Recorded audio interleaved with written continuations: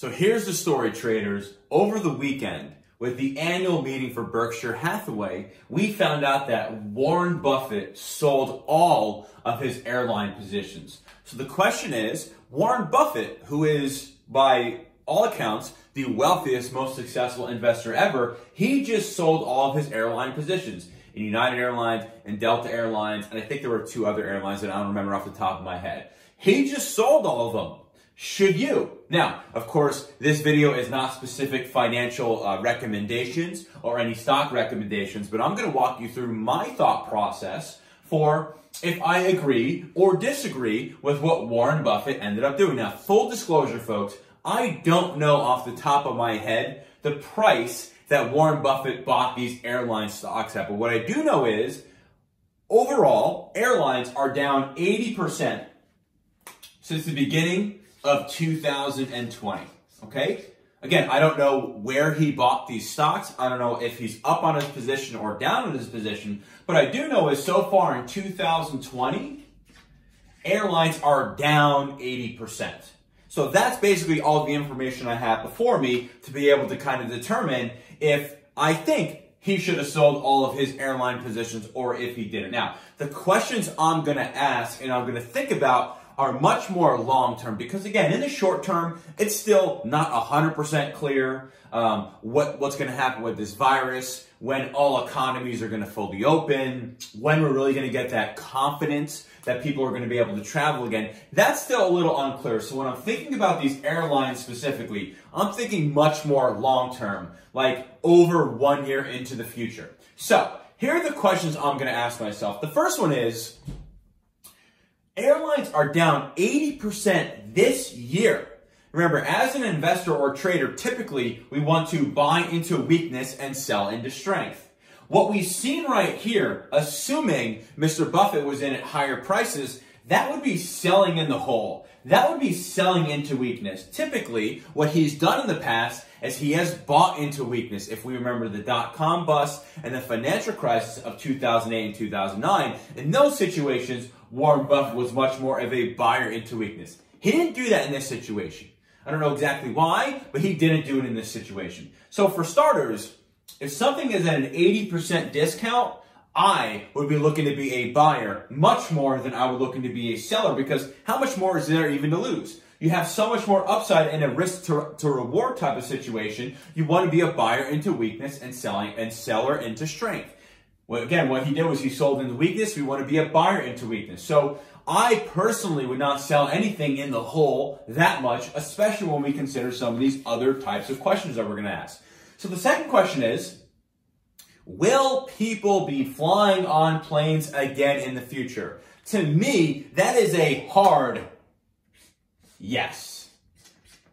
Right now, one of the reasons why folks aren't traveling a lot is because they don't have a lot of confidence specifically around this virus. Let's say worst case scenario is a year from now, we have a vaccine that is the thing that gives people the confidence that they can go out there and start to take air trips.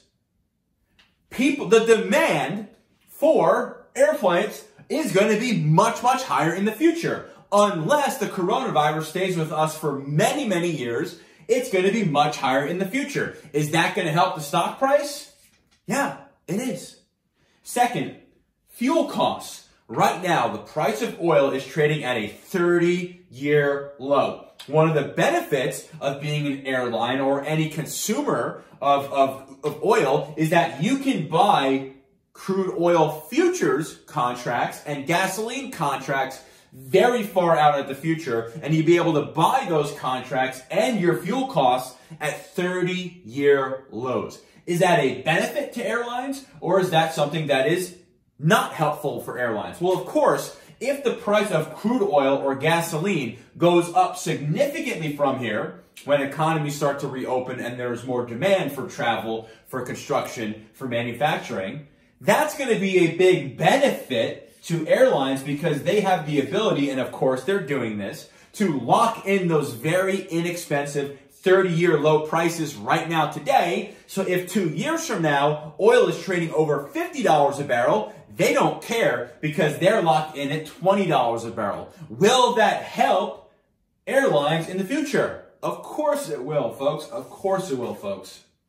Now, will some airlines fail? That is very possible. That is very, very possible, especially some of the airlines that are very over leveraged and have a lot of costs. Of course, there will be some airlines that fail. However, the U.S. Treasury and the U.S. government is very much signaling that they are going to be there, and the Federal Reserve, to backstop a lot of different sectors, and specifically the travel and leisure sectors. So again, what most people don't understand about bankruptcy, at least when it comes to a large company, is what happens is the debt that these companies end up having can't be repaid. So when they file for bankruptcy, the debt gets converted into shares, and then all of a sudden, you basically have the same kind of company without the debt.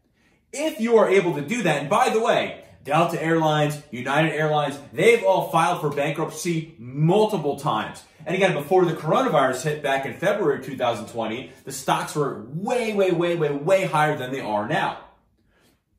If airlines fail and don't go insolvent and are able to convert their debt into stock, will that be beneficial for airlines? Yes, a hard yes. Why? Because it basically says we get rid of our debt, the debt holders get shares, and we go on our merry way with almost a new company that's basically more or less debt-free. So although some airlines may go under, it's true, and I can't predict that right now, there are a lot of reasons to be bullish on airlines. Why? Because again, they're at an 80% discount just this year. Why would you sell something that's 80% in the hole when you could buy it when it's 80% of the hole? People in the future, unless the coronavirus never leaves us, are going to be traveling way more than they are today. That should be helpful to airlines over the long term. And again, we're looking 1 year plus here. Fuel costs are at a 30-year low. Can these airline companies lock in prices for years and years to come at these 30-year low prices? Yes, they can. And when the price of oil and gas goes higher, as it likely will in the future, and will their costs go up with that? No, because they've already locked in those very inexpensive prices. Will that help a airline? Yes, absolutely it will. And then on top of that, some airlines may go under and they may never return. Maybe some of your Spirit Airlines or some of those weird ones you never heard before. But we're talking about our Delta Airlines, our United Airlines, our American Airlines.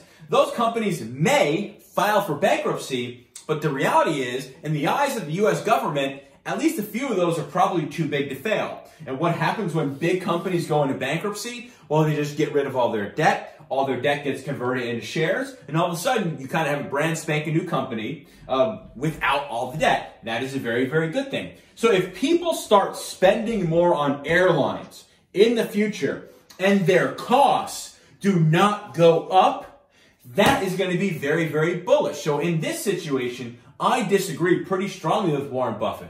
He might know some information that I don't know. He's probably way smarter than I am. But the reality is, unless some of these airlines, and again, we're not talking about these obscure regional airlines. We're talking about the major global ones, who again, the U.S. government has signaled that they're going to backstop them. Unless they go out of business, I would much rather be a buyer of airlines for the long term. Because again, the reality is, yeah, people are going to be traveling a lot more.